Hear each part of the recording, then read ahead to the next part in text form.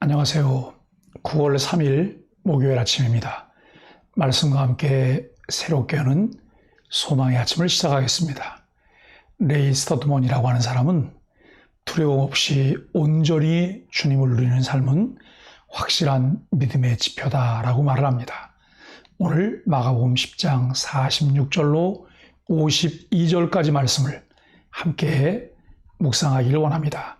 눈먼 자들이라고 하는 주제로 은혜를 나누겠습니다.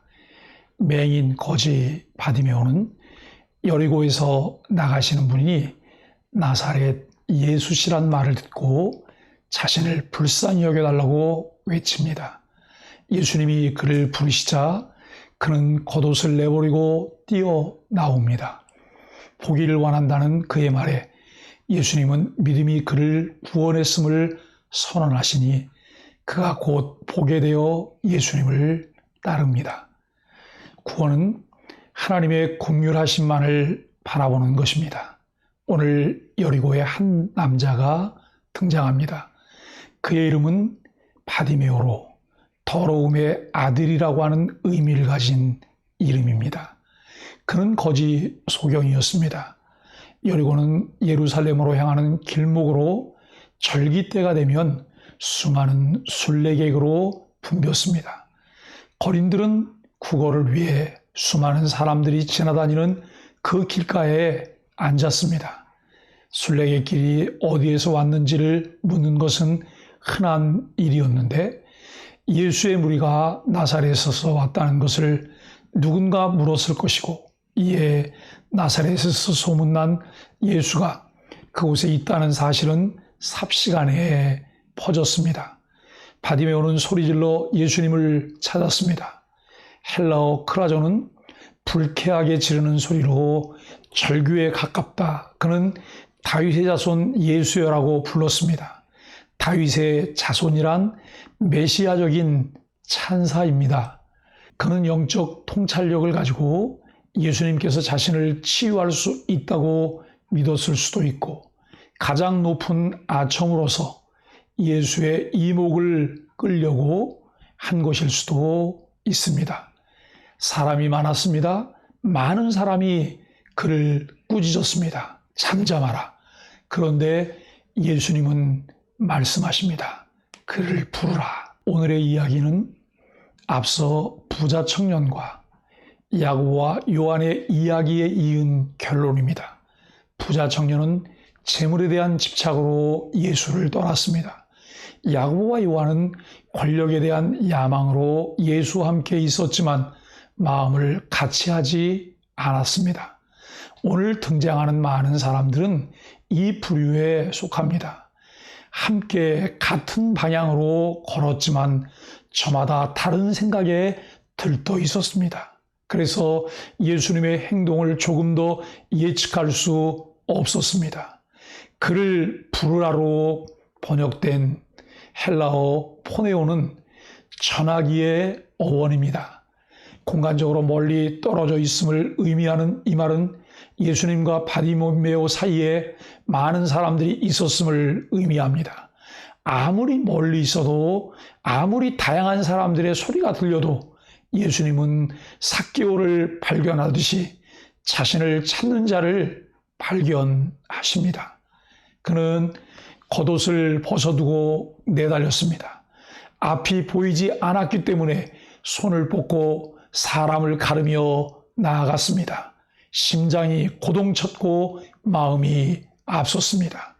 그가 버린 겉옷은 망토로 거지였던 그에게 가장 중요한 것이었습니다. 일교차가 심한 중동 지역에서 여행객들은 필수로 두꺼운 망토를 챙겨 입었습니다. 예수님은 물으십니다.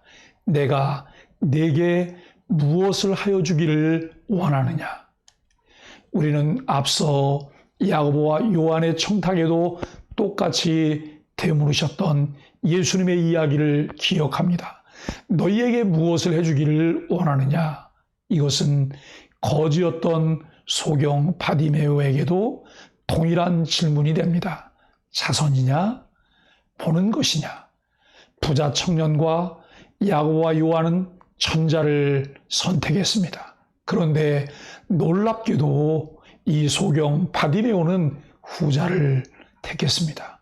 선생님이여 보기를 원하나이다. 본문에서 거지는 더 이상 바디메오가 아닙니다.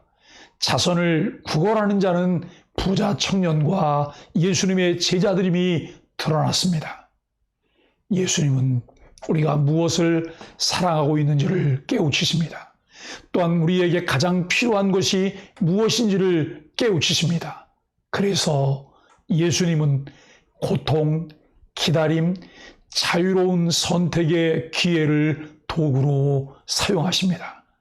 C.S. 루이스는 고통은 귀먹은 백성에게 외치는 하나님의 확성기라고 말했습니다. 여러분, 맞습니다. 고통은 귀먹은 백성에게 외치는 하나님의 확성기가 맞습니다.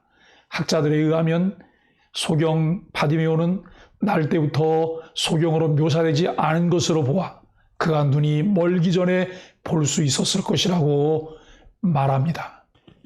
고통은 그에게 무엇이 가장 중요한지를 깨우쳐 주었습니다. 예수님은 또한 기다리셨습니다. 49절에 머물러 서서. 그의 기다림은 사실 다가옴을 의미합니다. 그분은 다가오시기 위해 기다리셨습니다.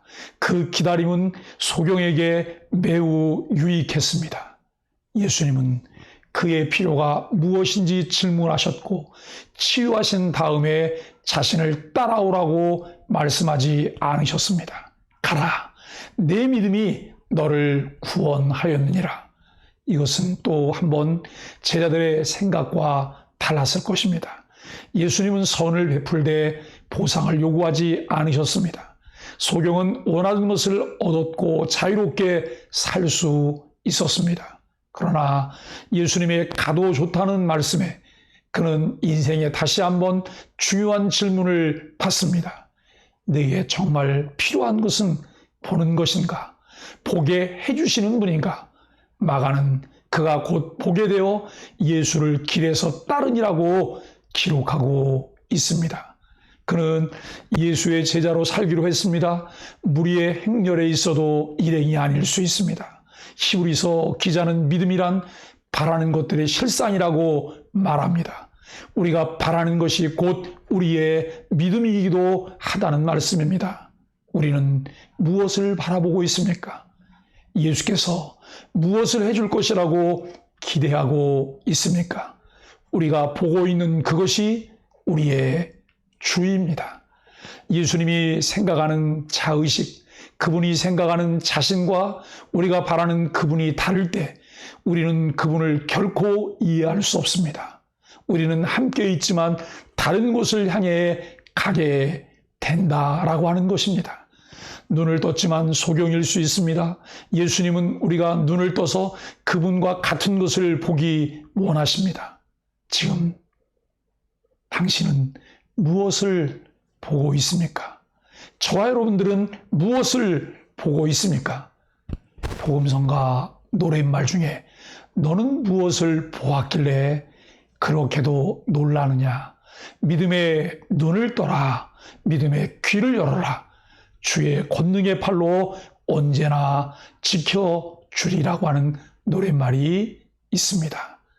예수님과 같은 시선으로 같은 것을 보며 같은 신앙의 동질성을 갖고 함께 살아가는 은혜가 저와 여러분들에게 있기를 주님의 이름으로 간절히 축복합니다. 함께 기도하겠습니다. 믿음으로 부르짖을 때 외면하지 않고 응답하실 주님 앞에 제 간절한 소망을 아뢰입니다. 소망을 이루어주시는 그 길, 그 자리에서 다시 세상을 향하지 않고 주님만 따르게 하소서. 오늘도 주님만이 제 문제의 해결자이심을 고백하며 주님을 간절히 외쳐 부르게 하소서. 함께 기도하겠습니다.